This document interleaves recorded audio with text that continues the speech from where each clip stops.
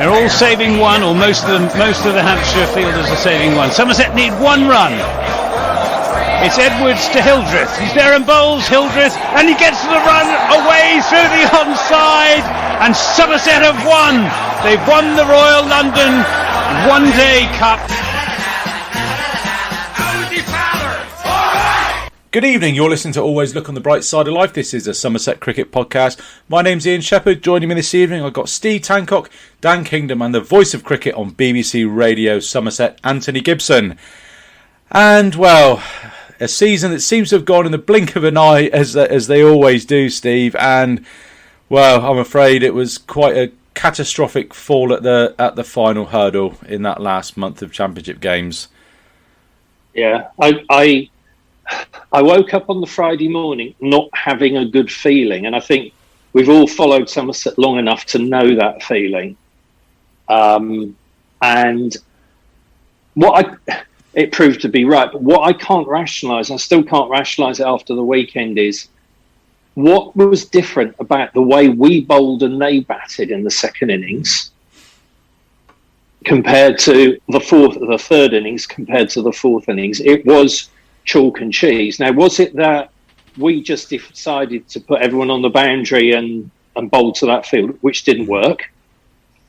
Or was it that they were far better than us? Or was it that we are all mentally shot and frankly didn't see we could bat 2 and a bit sessions? I think it's a bit of both, really. I mean, we were just trying to delay that declaration. The pitch was playing pretty flat, and they just had wickets in hand and licence to swing the bat at it. And if we'd have come out and swung the bat from ball one, chasing, what was it, 273, I think it was, we'd have got slaughtered if we'd have come out and batted like that, because everybody would have said, "Oh, Somerset aren't playing for the integrity of the championship," and things like this. So, the ball hardly misbehaved in their second innings, and I don't for 1 minute think, given how wound up he was getting, that Craig wasn't bending his back and putting it in. And I'm sure Leachy was really giving it a rip as well. And then Wokes and co come on and make it move and seam about and bounce and carry, very odd.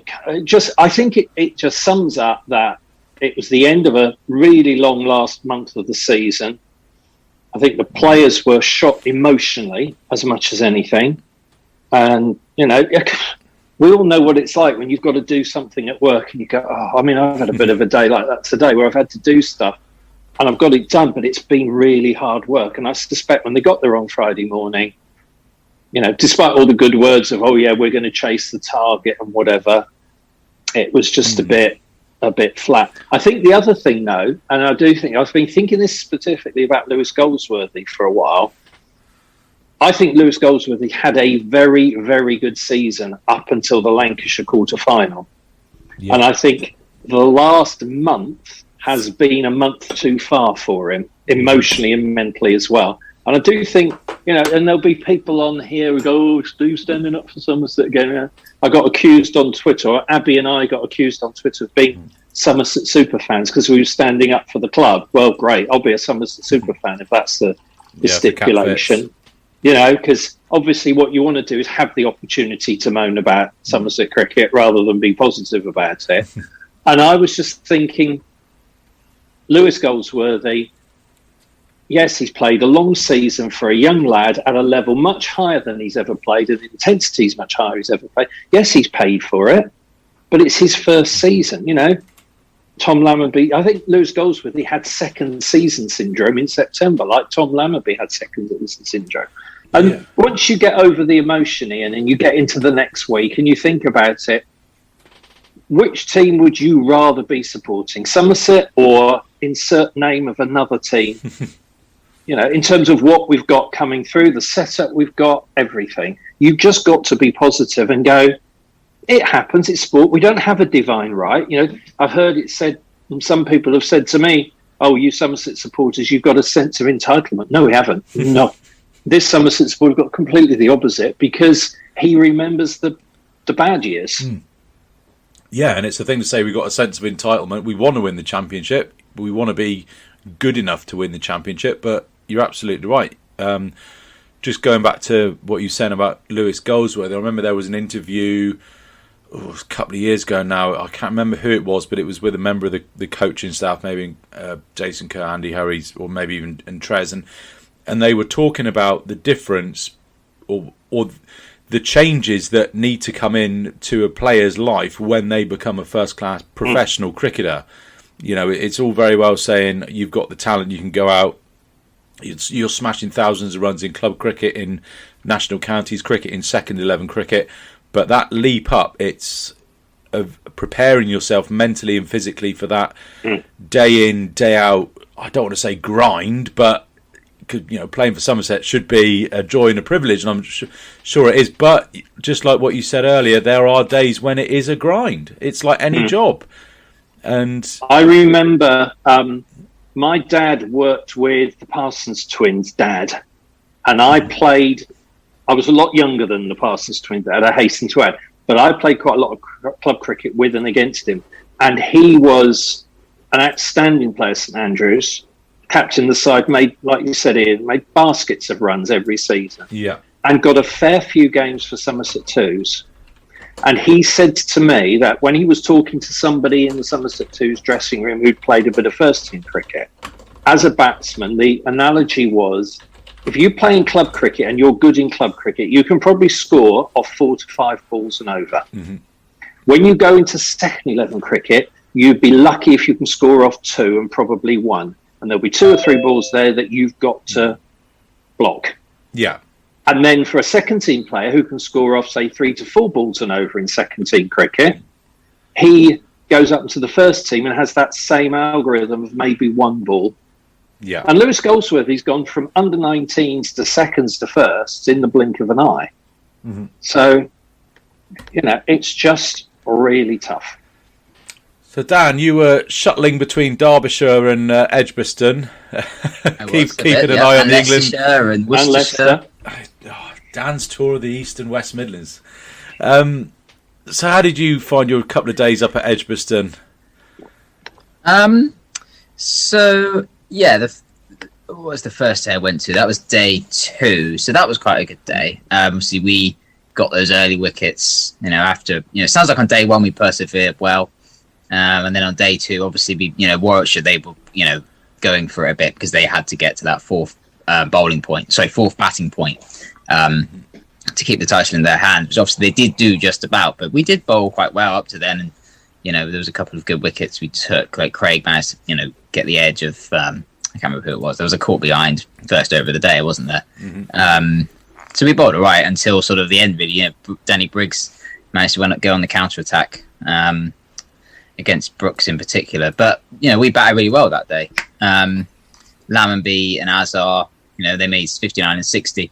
Problem is they weren't able to go on, and that was a problem throughout the innings. We have 5 players scored between 49 and 68, and it's sort of been an issue all season really. We've not been scoring centuries, and I looked at this morning. We've had 5 centuries this season in the championship, and 2 of them were exactly 100. 2 of them were exactly 107. Only 1 did someone really push on, and that was Tom Abel, who got 130 odd not out, didn't he? Yeah. Last year we were very good at converting 50s into 100s and starts into 50s, etc. This year we've not been doing that, and that's been a big part of our problem. We've not, a lot of the time this season we've not even been getting to 50, but we also haven't been converting those 50s into 100s, and I think that's sort of a big part of our batting problems this season. But it was still a decent day. We ended the day in a decent place, and obviously the next morning, Gregory struggled a tad that day, but the next morning, so wasn't there, but he seemed to pick up quite well and bat quite well with the tail, particularly Leach, who obviously saw 140 balls. Shame he couldn't get his 50, but he was a big part of denying Warwickshire that third bowling point. So that was good. But then obviously day 4, everything fell apart, both ball and then with bat. Most personally with bat, because that was not a pitch where we should have collapsed for 154 all out. Warwickshire did bowl well; they were well up for it, and they found some extra bounce throughout the innings. Some balls were bouncing more than others, but too many of the shots were our own downfall. particularly as are Abel and Goldsworthy, playing poor shots away from their body, unnecessary, and no foot movement, and they got themselves out. Some of them were good balls, for example, Davis and Craig were bowled by snorters. Lammonby's another, bad shot to Danny Briggs in Briggs' only over of the day. And unfortunately, we reverted to type after, the second innings against Lancashire. We were good, we were busy, we scored quickly, and we scored a lot of runs. Same in the first innings at Edgbaston, but in the second innings, maybe we were caught in two minds a bit. Didn't quite know whether to attack and go for the target or whether to just see out the overs. In 4-day cricket, you've got to have a clear plan. And when your mind gets scrambled and you're batting, that's when things can go wrong. Yeah, you shouldn't. So maybe that was part of it. You shouldn't be thinking when you're batting. That's the worst thing you can do is think. You just need to trust your preparation, trust your instinct, which I think is what Tom Lammonby was doing during his 100 against Lancashire, and also what did he get in the first innings here? Yeah, 59. Just looked to be playing his natural game, not being afraid to get the broom out when he needed to, sweeping with gay abandon and playing that lovely wristy pull shot that goes just in front of mid wicket. He seemed to be unfurling that with glee at times. So yeah, it was. You're absolutely right, Dan. When you kind of not batting with any purpose, that's when things go wrong. And it seems to be a lost art now, batting out for the draw. I mean, what do we need? Just over 2 sessions to bat out. We just couldn't manage it. I should explain our slightly disjointed conversations at the moment. We were sending emails back and forth between the four of us today, trying to come up with a start time that suited everybody. Because a bit later on, we're going to be chatting to Caroline Herbert, who's the commercial director at Somerset County Cricket Club. Popped in a polite inquiry, just wondering why the price of the members' dinner and presentation on Saturday has gone up from 45 quid for members to 90 quid from 2019. So I'm going to be chatting to Caroline about 8:15 because that's the only time that she could do. And then we were kind of sending emails between us, and I was forgetting to CC people in, and it all got a bit complicated. So we're still waiting for Anthony. I think Anthony might be having his dinner now and joining us in about 10 minutes or so, or whenever he sees the email to join us. So that's explaining where we are at the minute. So Anthony's probably going to go over some of the things that we've already said about the Warwickshire game. But as a whole, Dan, I said to Steve earlier before you popped on that it was we just kind of fell at the final hurdle in pretty spectacular fashion. Yeah, and it didn't really surprise me, which is a shame. Just going into that last day, I just had this feeling that maybe it will happen again. We'll go back into collapse mode, and Warwickshire are going to be up for it. And it was almost a reminiscent slightly of 2011, wasn't it, against Lancashire? We didn't really resist too hard when they chased down that target to get the title. I don't know. It's part of this wider issue with our batting at the moment, which is just very hard to explain. All of them are just collectively not scoring enough runs, and I don't know if we don't know if it's a wider issue, whether they've all got individual problems, but they've just tailed off at the end of the season, really, for some reason. And it's a shame to finish the season with 4 losses in 4. It's sort of not unprecedented, but it's not happened for a long time. Somerset 3 stuffings and 1. What do we end up losing by? 3 stuffings and a capitulation, which sounds like the new Richard Curtis film, doesn't it? Yeah. Yeah, I'm not going to put that on my list to go to the cinema and watch. Yeah, 154 all out chasing 273. For me, it seems. I think was it you put on Facebook, Steve, about the deja vu post from about 5 or 6 years ago? Did you repost that? And the gist of that was, okay, we've not won the championship again, but we've got a good crop of young players coming through, etc., etc., etc. What's happening with these young players? Because why aren't they really kicking on? Because you sort of go back, we've obviously let Eddie Byram go. George Bartlett can't get in the team now. We've already sort of spoken about Lewis Goldsworthy. I don't think it's fair to quite include him in that bracket yet. Tom Banton has had issues jumping in and out of bubbles and just not being able to play any continual cricket. So I don't know what's the issue. I think it has part of it has got to come down to it has been an extraordinary 15 or 16 months of cricket for them, because it's actually a year ago today was the last day of the Bob Willis final, which was that weird 6-7 weeks of cricket we had that came out of the blue. And I would imagine every single one of us can think of a few things that we've struggled to cope with or found really difficult over the last 18 months. And then you're trying to play professional sport. You look at any sport, Ian, and as a gooner that they've got an amazing crop of young players, and some have really come through. And yesterday, a couple were outstanding and haven't been for a while, and that happens all the time, And there was a youngster up here, Ben Woodburn, who was playing for Wales and was the next greatest thing, and he can't get in any side. They can't find anywhere to loan him these days. So I think we all have to remember that people don't develop in a linear way in professional sport. I think the shame has been that with one or two exceptions, all the development has pretty much ground to a halt. And you only have Jack Leach is the classic example, is it? He's had a rotten 18 months, in and out of bubbles, in bubbles mainly, hardly playing any cricket. And then when he does play, you can see from that guts of that innings he played, he gutsed it out. But he's struggling to find rhythm, which is really important for a spin bowler. Yeah. So I just think we have got to go right, blank page. To look at it. I think we've seriously got to think our overseas options and what the financial implication of a certain overseas bowler might be. Yeah. I think we have really got. I'm going to go back on the Devon Conway bandwagon again. We've got to try and get. It's a good bandwagon to be on, Steve. But we've got to get something like that we can build around.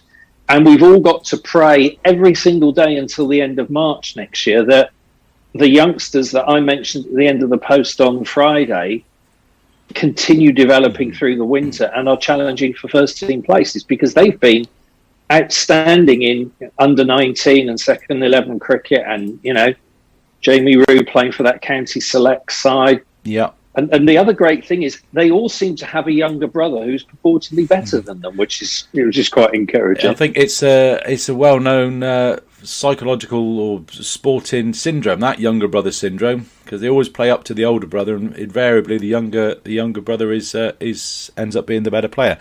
Here's a stat for you, which I think is quite. You can call it worrying if you like or not.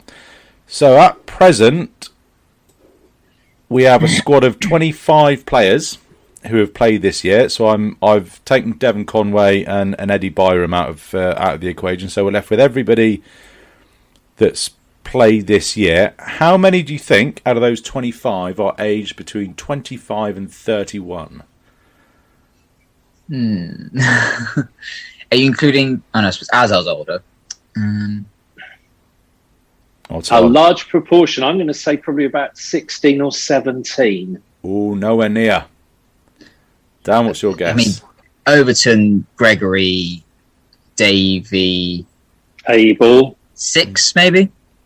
The answer is 7. So out of our playing squad, we've only got 7 in what you would potentially term those prime years of their career. So they're Josh Davey, Jack Leach, Marchant, Dan Langer, Lewis Gregory, Tom Abel, Craig Overton, and Ollie Sale. If you can count Ollie, or is he a filmographer these days? A documentary filmmaker extraordinaire. So, and then going above that, Max Waller, who's 33 years and 6 months, and then below that is George Bartlett, who's 23 and 6 months. So, if you look at sort of an engine room in a batting order, almost an engine room in a squad is those players who are still young enough to run around and yet have got enough experience to fall back on when times are tough. So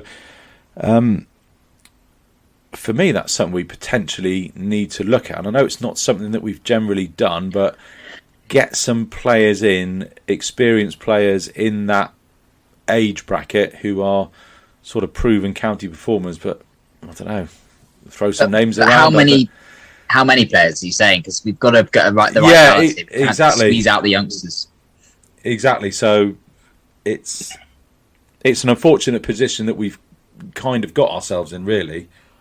Because I personally wouldn't sign anyone but an overseas player for next season. So I get the 2 overseas players, or maybe even an overseas player and 1 good county signing if we can. But for the most part, I'm happy to just back the youngsters. Mm-hmm. It's the only way that they'll improve, and I think they are really, really talented. And these guys, Banton, Bartlett, they need to be playing at the moment. Really, they need to.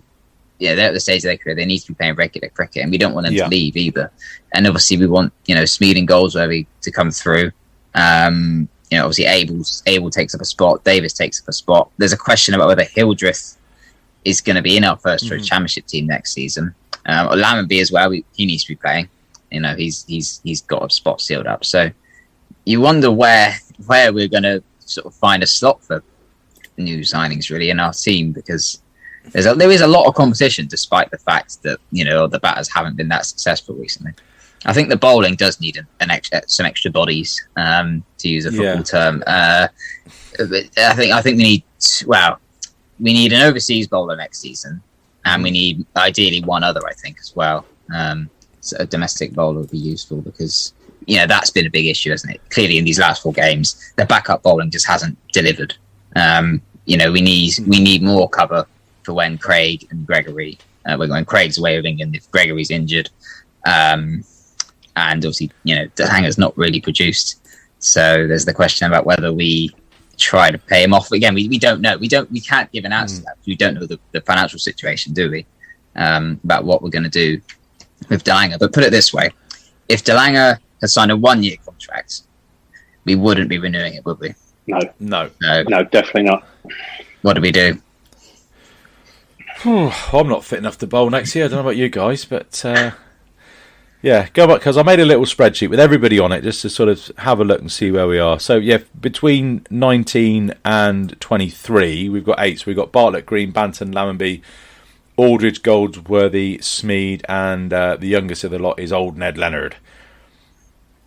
So then if you look at that, you've got Bartlett, Green, Banton, Lammonby, Goldsworthy, who are all sort of regular first team players. You wouldn't, if you saw a team sheet with all those 5 on it, you wouldn't be too surprised, would you? No.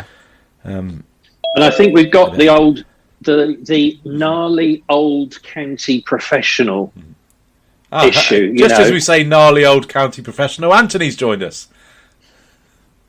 Didn't hear. He clearly didn't hear that from his face. But you know what I mean? There were let's Luke Fletcher and Stephen Mullaney, for example. They would probably look at a Lewis Goldsworthy or a Ned Leonard at the moment and say, I'll figure him out. I know how to play him.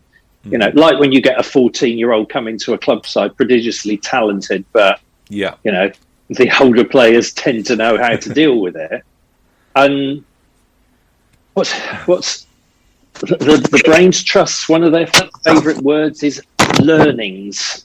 Oh, yeah. And I was actually quite encouraged by how hacked off the coach was talking to Anthony after the game on Friday, because that's the first time we've really seen him dispense with the coach's thesaurus and actually, again, what came through on the interview, Anthony will tell us otherwise because he was there in person, but it looked to me like a man who knew he had a lot of work to do over the winter.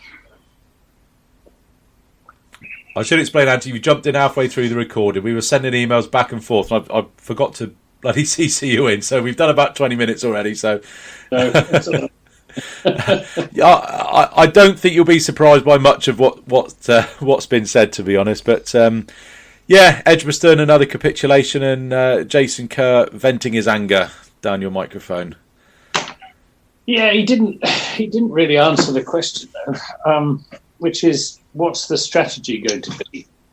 Are they going to try and strengthen the squad by buying players in, or are they going to continue to concentrate on their developing their young talent?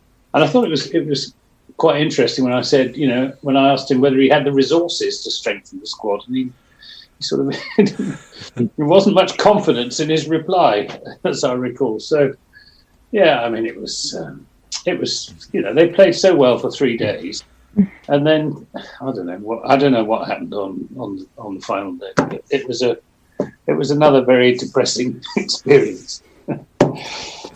Yeah, it wasn't the greatest, was it? I wonder if you can get this little trivia tidbit, Anthony. We're just looking at the playing squad. How many players do you think we've got in the squad that are in the sort of prime cricketing years, aged between 25 and 31? Oh, that's a good question. Well, you've got Tom Abel, Jack Leach. Yep. Craig Overton. Yep. Who else?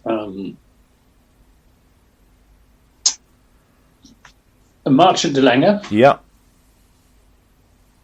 Babak.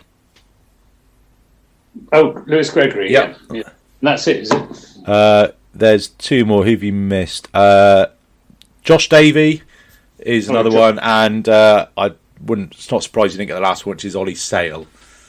Oh, yeah. So so we were just sort of discussing that we don't have enough players in that kind of young enough to run around, old enough to be a bit experienced kind of bracket. So no, it's the older players in the latter part of the season. The older players have been out of form, and the younger batsmen have been out of confidence, as they have been for most of the season. And without the reinforcement that that James Hildreth has provided, in recent years, you could always rely on Hildreth to shore up that middle order. Yeah. In the absence of Hildreth, and Steve Davis hasn't really got any runs in this latter stages either. And you're quite right. The young players aren't making the progress that they should be, and the older ones aren't delivering in the way that they used to. It's a perfect storm, isn't it? Yeah. Happy days. Oh, happy days. Yeah.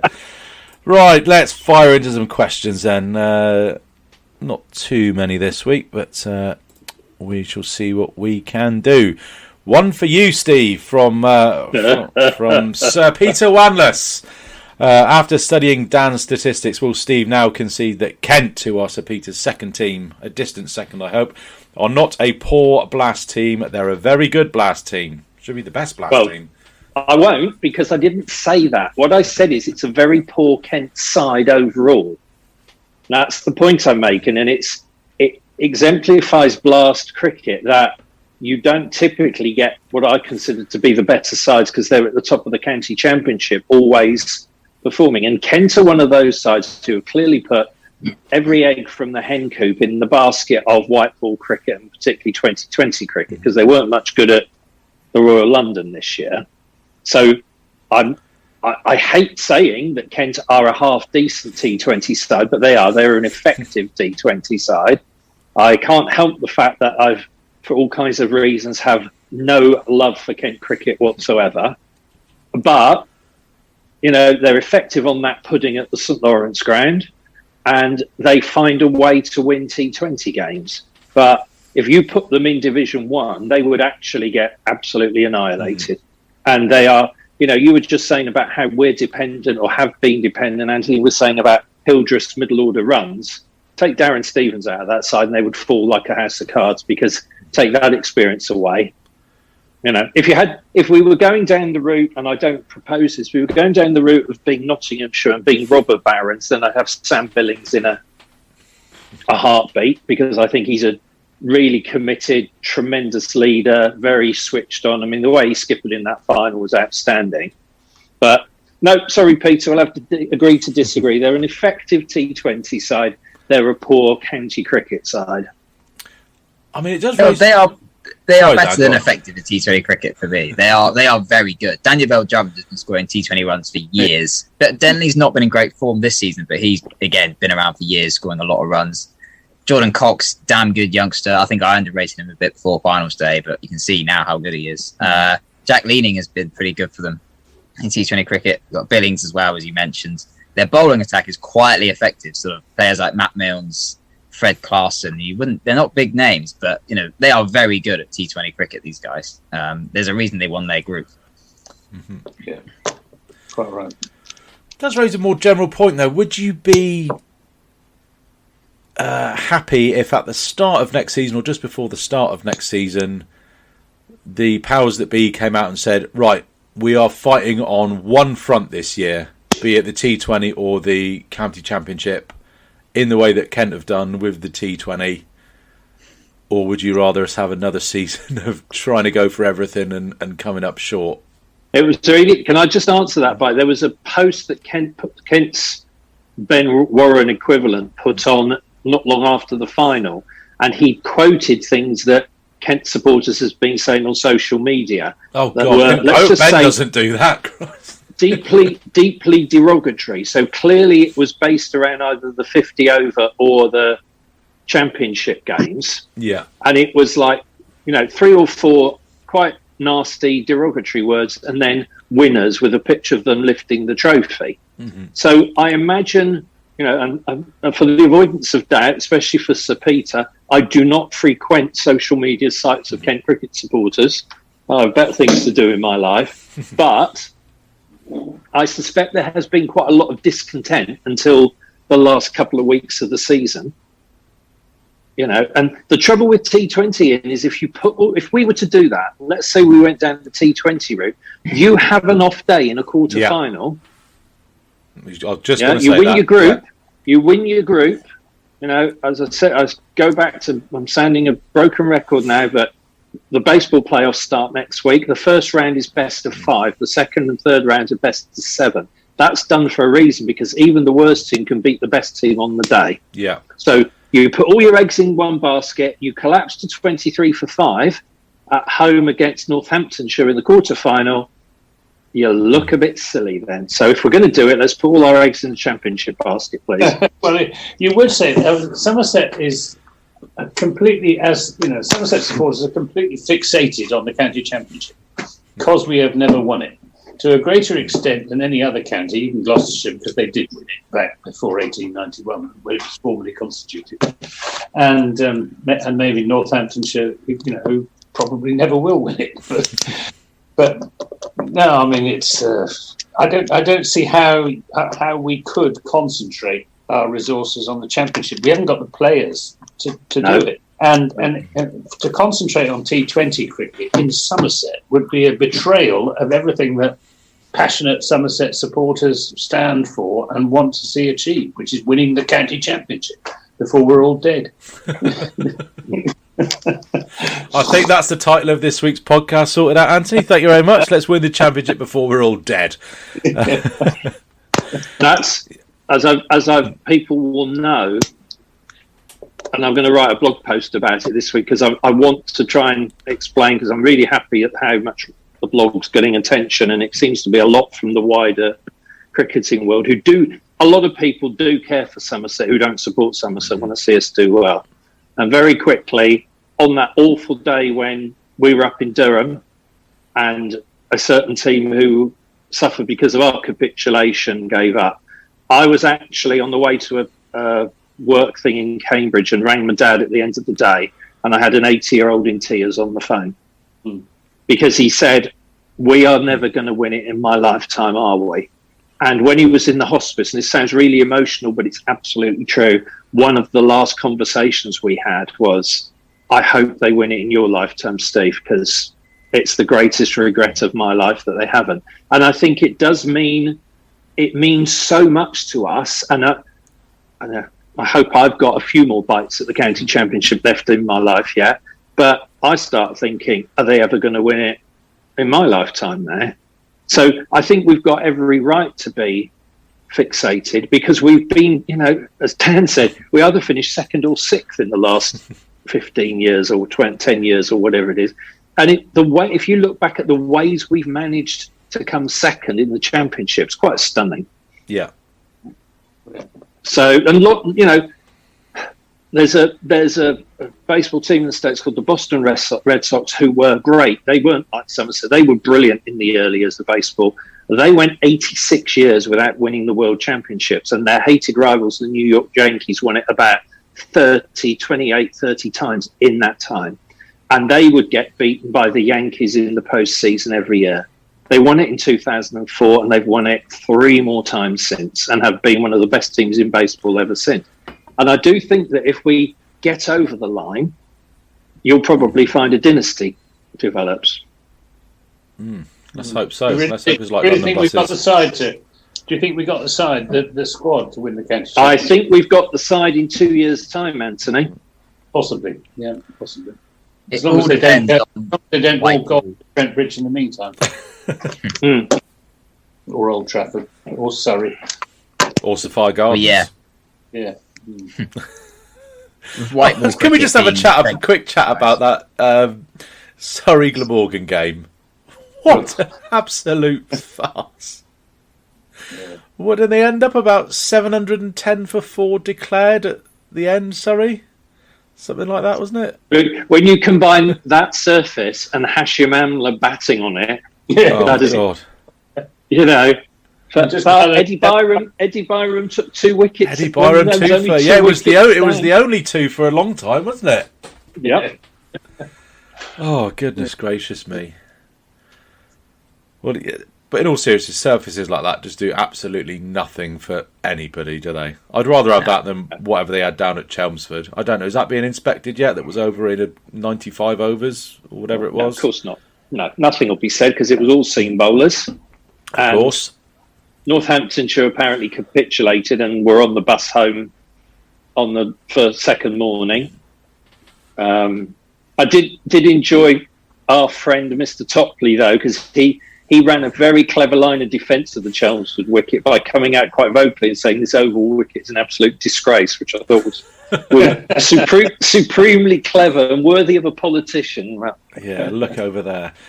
Oh dear. Is our suspended points penalty Should go now. Is that over now? Yeah. I think Oh, great. Cider are bad. Bring it back. Have a raging turn of the first week of April next year. Yeah, Jack Leach. first week in April. Well, in all seriousness, we need to bring some sort of the trouble flavour is- or character to our pitches, don't we? Because we do, absolutely right. but the trouble is with Moeen Ali retiring from Test cricket, it means that Jack Leach is going to be better. oh, they'll find somebody else to put in front of him, Anthony. Don't worry about that. I think George Drissell's in line for the Ashes tour. I was going to say that I don't think they'll revert from type of treating Jack Leach like shit. So they'll probably start picking Parkinson and having Jack in another bubble. But there we are. But let's hope that is not the case. Back to a few questions then. I think we've so there's ones from Chris Payne, Andy Cleve, and Neil, who are all kind of the same gist. So we'll go with Andy's. What are your priorities in terms of recruitment for the club this winter? Do you think we should cut our losses with De Lange and recruit a more consistent overseas bowler? As always, availability will be the issue with a packed international schedule. We certainly need to beef up the backup bowling, I think. It's certainly no disrespect to sort of Josh Davey, Jack Brooks, but it's a lot easier when you've got Craig Overton ahead of you, just relentlessly pounding that line and length, and enabling you to not hide, but almost be the bowler that the batters. Well, it's a lot easier coming on to seriously. bowl when the opposition are 32 for 3 after 16 overs than it is 60 for 1 after 5 overs, isn't it? And that. you know, that's. I also think there's the dynamic of you've got to think of Craig, and it must be pretty soul destroying for him at the moment because you cannot fault the effort. And I love the fact that he was getting really wound up. That's the Craig I love when he gets really fired up. And he was. You said on comms, Anthony, he was hating bowling in that second Warwickshire innings. Well, so he should have done. Why didn't we run Matt Lamb out the second time? We'd given him a warning. Why didn't? Because basically Tom Abel said, Craig Overton told me that he decided, although he appealed, he withdrew the appeal. Oh, but if you've given him a warning, I know he had, but he said it wasn't in the spirit of cricket. That's what he said to me several times. But I think there was a bit of consultation went on between Tom Abel Craig Overton, and between them they decided not to pursue it because it was more trouble than it was worth. If you've won, it's fair game. It is. But the one good thing that came out of the sort of post-match was the fact that Lewis Gregory told me he'll be fit to bowl again after Christmas, which Fantastic. If it's true, is really, really good news because my goodness me, we've missed him with absolutely. And then he'll go off to the PSL and injure himself again. Quite well. He's got this, chronic back condition, but he was genuinely upbeat. I asked him a straight question. He gave me a straight answer, and it's no guarantee that Craig Overton's going to be bowling for England next season. Mm-hmm. And if we got Gregory Overton and Davey as the spearhead of our attack, I don't think we actually need March and Talaka. I presume we're lumbered with him but frankly, he's done bugger all this season, and overseas bowlers aren't generally a good buy in any case because if they're unless they're South Africans, you can't get Colpacks anymore. No, that's gone. They're any good. They're playing for their national sides, and the national sides lay down all sorts of conditions as to how they can be bowled. So I think we need to sign a top class, top order, in the top three, 1 to 4 into overseas batsmen. Someone like Matt Wade, who is going to be available for most of the season and will commit himself and won't be going off to the Caribbean Premier League and the Pakistan Super League and all the other things, and who is the batsman that we all hoped Azhar Ali would be, but didn't. Didn't quite turn out that way. But I think that's where we should be looking for a really top quality, solid red ball batsman. Mm-hmm. Are you going for that as well, Dan? Well, I was just going to say, obviously Anthony's saying, if Overton, Gregory and Davey are fit for the next season, we don't need Delanga. What we also don't need is a functioning batting lineup, to be honest, because we all know that bowlers win new championships. If those three are available all of next season, we could win the championship without particularly improving the batting. Probably would need to improve it a bit on these last 4 games. But if we do have all them, then there's no reason we can't win it. Hampshire, came extremely close with a dysfunctional batting lineup. They had very few batters in the top, 25 odd batters in the championship. And the other point I was just going to make was that I see that Marcus Harris has rejected a contract at Leicestershire and he's accepted a contract with another county. I don't know if it will be us, but he does have links with Somerset. Yeah, he played with Abel, didn't it? Taunton, yeah. Exactly. So, I don't know. It's a substantial offer, apparently, compared to Leicestershire. No, it won't be us, then. Won't be us. Well, maybe compared to Leicestershire, we could be considered substantial. Well, yeah, I don't know. He's the kind of player we need, though. Someone who will be able for most of the season and will score you runs at the top of the order. Exactly. Absolutely agreed. Herbatia says, no question, but just thanks to you all for a brilliant listen. I appreciate that, Herb. And thanks to you, Anthony, as well, for all your commentaries for throughout the season and all the miles and lonely nights in travel lodges that you have to put up with. Premier loyalty points. I wish. There was any more. Lord Lupin 2022 hopes and fears. Well, I hope we win the championship, and I fear that we might be relegated. We're not in 2 divisions, are we? We're definitely sticking with the conferences for 2022. Well, we bring some of the young. I do hope. Just going back to the bowling, I do hope that Sonny Baker gets his chance. Yeah. Next season, I hope that Will Smead gets his chance, and I hope that James Rue gets his chance as well, and possibly George Thomas too. Yeah, because I do think it's important that, particularly in the case of James Rue and Will Smead, even more so, that they don't get buttonholed, typecast as white ball cricketers. These guys need to be brought into the red ball game, because they are the future of the club. And serious point, we haven't got the resources to buy in good players from outside. We've lost a hell of a lot of money in the last couple of years. We can't compete with the big 8, with the test grounds, with all the money from the 100 and so on. So we're going to have to develop our own young players, and we've got some really, really good ones, but they are the future. So let's invest in young talent. And I was a bit disappointed that when I asked Jason Kerr about that, he wasn't a bit more forthright in terms of investing in our young talent. Because I think, I've spoken to other people who've seen Sonny Baker, and they are seriously impressed. Of the three young quick bowlers, I think he's the one that has got the potential really to make a difference. Yeah, from what I saw though, Sonny's the kind of bowler who's got that bit of X factor. I think Absolutely. old Ned Leonard is going to be a very, very reliable seam bowler who's not going to go for a lot of runs, who's just going to bash away at a line and length over after over. Leonard is going to be Davey. Yeah. Baker potentially could be up there with Craig, and I think Casey Aldridge is going to be more Lewis Gregory, but a bit more batting favoured to me. And I think Casey's had a bit of a tough second half of the season as well, because he was very good early in the season. Mm-hmm. So I was saying earlier, Anthony, the great thing is they all seem to have younger brothers who are as good as or better than them. Well, they always... It's not always so was Sonny's younger... Blaze, his Sonny's younger brother, playing for Torquay first team this season. Not exactly sure how he's got on, but it's not... great for headlines on the blog. Not a name you forget, Blaze, regularly. Is it? Oh. And I'm not sure about... is there a young old Ned Leonard? I don't know. There's another Thomas, isn't there? Because he played in the under-19 inter-squad game last week. Oh, right. So he must be pretty good to be opening for the one of the under-19 teams. Yeah. All good. All looking rosy. Mind you, we said the future's bright. The future's maroon and black. Now, where have I heard that before? After the end of every single season. And finally... Ian, always look on the bright side of life. Oh, I know.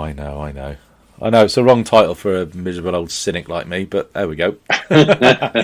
And finishing finally from second team, seconds watcher, Mike Unwin, £75 plus VAT for a ticket for the annual dinner. What are your thoughts? Can we not leave that to your conversation later, please? Well, I'm speaking to Carolina in about 20 odd minutes now, so I thought I'd get your thoughts on it, and then we can kind of segue in, or whoever can stay on. But it is a lot of money. It is a lot, especially where we are at the moment. Yeah, especially for a county that's a support that's as geographically diverse as us, because you're probably a lot of people who come to the dinner will probably have to stay in the town overnight, as opposed to, if I came down to, obviously I'd have to stay, but there'll be people who wouldn't want to come and enjoy that and then travel back, even by taxi or whatever afterwards. So it's a fair amount, and it's clearly directed at corporates as well, isn't it? I mean, that's, it's supply and demand, and if they price it that and they sell all the tickets because corporates pay for it, well, Well, they haven't sold out yet. I think I saw a social post today saying that they still had tickets available. So, I think we could have stomached a small increase, but doubling the price from 45 to 90 for members is kind of it is a lot of money. So why should we chat to Caroline about that and amongst other things in 20 minutes for you guys, but probably not that long for guys who are listening to the podcast. But so marks out of 10 for the season then, and then we'll call it a day until next week when we do the Golden Apples. 6.5. Yeah, I'll go with that. I was going between 6 and 7, so 6.5 seems spot on. Yeah, agreed. Yeah, full house at 6.5. We've had fun.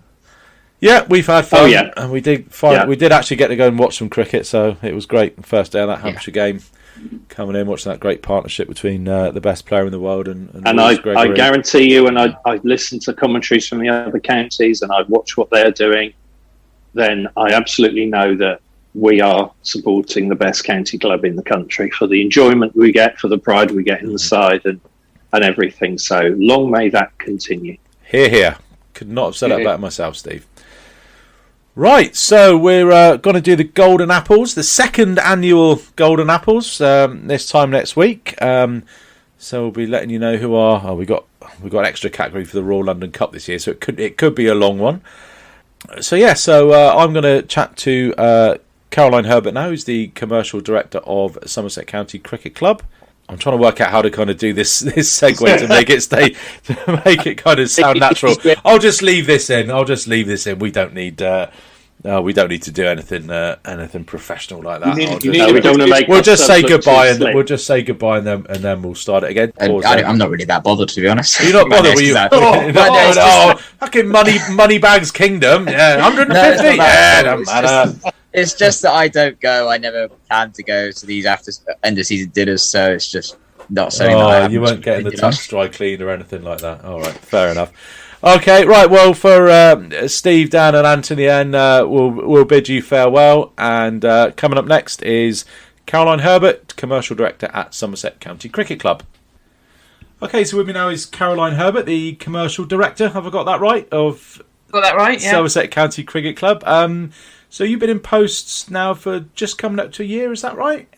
That's right. I started beginning of November 2020, so lockdown 2.0. So yeah, nearly a year. Nearly a year. Good stuff. So now, have you sort of found things at Somerset, and what's your sort of background in sort of sports compared to sort of us down here in Taunton? Yeah. So firstly, to answer how have I found it, it's been challenging. 2021 has been harder, I think, in some ways than 2020, because at least in 2020 you couldn't do anything, but resurrecting the ground, dealing with the huge issues we've had in hospitality and catering have been challenging. It's been great, obviously, to welcome crowds back, but it's not been without its challenges. I love the club. I think it's got such a fantastic following, deep affection, not only in Taunton and Somerset, but the Southwest region, nationally and internationally. The team are lovely. We're very fortunate. In terms of my background, so my career in sport started at Bristol Sport. I was there for 4 years, so looked after the commercial interests of Bristol City Football, Bristol Bears Rugby, and Bristol Flyers Basketball. But prior to that, my whole career has been in mainstream media. So I've been able to obviously apply those business skills to a sporting environment. Good stuff. So just how reliant are Somerset on these sort of ancillaries, things like the carveries, hiring out various suites for events and things like that? I'm not saying members don't realise how important it is, but I think sometimes you don't appreciate the scale of how reliant the club is on these types of events. Yeah, and I think, even more so now, kind of, when I say post-COVID, I think we're still in a kind of COVID world, but I think the reality is if we want to continue to invest in cricket and see performances on the pitch, we're going to have to increase our commercial revenues. I think Andy and Jason and the team do an amazing job. They punch above their weight. I think we're very fortunate that we've got a fantastic academy and pathway, which sees us identify and develop kind of local talent, as it were, and bringing them into the first team and into the international squad. But, the revenues that we're able to invest in cricket are a small fry compared to other clubs, so we have to invest in cricket. And I hasten to add, I was brought in to drive the commercial revenues, but I'm not lining the pockets of any shareholders. Mm-hmm. This is all about reinvesting it back into cricket and the wider community side of cricket, the kind of recreational game. So hugely important. I mean, in 2020, we lost £3.1 million worth of revenue across almost every revenue stream, including membership. Despite the members' generous donations, we lost close to £1 million. I think it was £800,000. This year, the loss has been less. I think it's about 1.5 million, but the only revenue stream that's held up is actually commercial sponsorship. Yeah. As you look forward, I don't think people realise that the cost of putting on a match in these times has been 30% more than it used to be. We've had to make some tough decisions to survive, and I think there are tougher times ahead. ECB funding from broadcast deals is a bit of an unknown. So if we reduce ECB funding, we're going to have to fill that gap. And we've been buoyed up by HMRC and furlough payments. We've been buoyed up by the central funding we've had for the 100. Among many, many other things that make it, we need to make our own way, really, which is why commercial revenues are so vitally important. Yeah, absolutely. So I guess it's a balance between sort of trying to maximise the revenue for the club and also trying to keep the pricing fair. We have had a few comments sort of come through our social channels regarding the pricing of the annual dinner that's taking place on, I think it's Saturday night, isn't it? Yeah, so 2019 it was 45 quid including the VAT for your non-members, and it's jumped up to 90 including the VAT for non-members now. So was that what was the thinking behind that decision? Well, there was a few things actually. One, I come from a background of where I've enjoyed many a end of season dinner or a gala dinner within the sporting environment, and I think the privilege of being in a room with the first class team, there's a ticket value on that, and we did some benchmarking, and the kind of going rate is anywhere between £75 to I think 150. I saw. So I think there's something to be said to being in the room with kind of these local heroes and sporting stars. But really, the decision that drove that was purely one. It was a commercial decision to make sure that rather than make a loss, which we usually do on this event, that we actually get to a break-even position. We have been incredibly hampered by a number of things. The challenges in the hospitality sector. You only have to read the newspapers, listen to the news. You know, chefs and front of house staff have vanished. In the pandemic, they have found other jobs which give them a much better quality of life. So we simply do not have the kind of staff that we need. And in order to get them, we either have to rely very heavily on agency staff, which have increased costs, or we're having to throw lots of money to get chefs in. Yeah. So that's had a financial impact. We haven't made a break-even position prior to this year. There hasn't been the eye on cost savings and cost efficiencies. We've also been hit by Brexit and the double whammy, I think, of Brexit and the pandemic. That produce is very hard to come by and it's much more expensive. Yeah. So, you know, there are lots of decisions that have had to drive that price increase, and it's just resetting it to what its value is, it should be. And I know that could be a difficult pill to chew, but we just simply, particularly at this time when we're so challenged financially, we can't make a loss on this event. We have to get to at least a break-even position, and that pricing is what will deliver that for us. So there's that was the sole reason and rationale for that. It wasn't to alienate anybody, avoid them being able to come. I appreciate some people may not be able to afford that, but we just have to make the right decisions at the moment for the club. And as I say, it's all about keeping the Will Smead, finding the next superstars that from the local area. That's purely it. Yeah, I mean, I guess a lot of members are thinking that with it being the first proper event back after the pandemic as well, the first time we could sort of mingle with the players at the end of season two. We obviously missed out on it in 2020. Again, it just seems to be that a doubly bitter pill to swallow, if you like. If you're, you know, looking at around 45 quid for a ticket, thinking it's going to be that, and then a couple of weeks before the event comes up, bang, it's doubled in price. Was there any thought to trying to keep it down and then maybe go up incrementally over the next few years, or? Yeah, as I said, benchmarks it. You know, Gloucestershire Rugby Cricket, who I would say, great club, but you know, in terms of the season that they've had, you know, their tickets are £75. So I think we're being comparative to our counterparts. You know, it wasn't intended to penalise anyone, but we simply cannot this particularly after 2 good years. We can't afford to subsidise the event, and you know, it wasn't. You know, we love our members. You know, a key priority for us in 2021 was, you know, getting as many back as we could and giving them the best experience we could in challenging situations.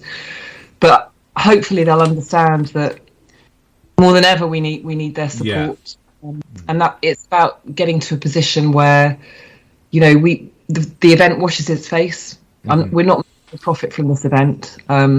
And we don't intend to.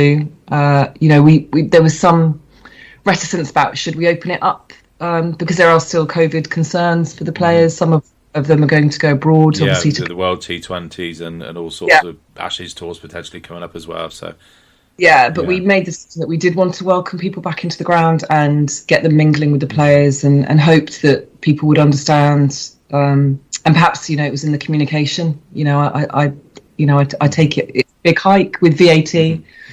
And, perhaps if we'd communicated the rationale behind it, it would have been a more palatable pill to take. Yeah, thanks for that. Appreciate that. So I guess what's coming up sort of new in 2022 then? Have we got anything sort of you got planned that's exciting that we should be looking forward to? Or Yeah, I hope so. We're going to plan a whole series of members events. I think we want to welcome members back. We're going to hopefully launch our new membership packages imminently. We're just waiting for the format of next year to be finalised by the ECB. Obviously, my priority is, as you mentioned at the start, is to make the Cooper Associates County Ground a 365-day venue.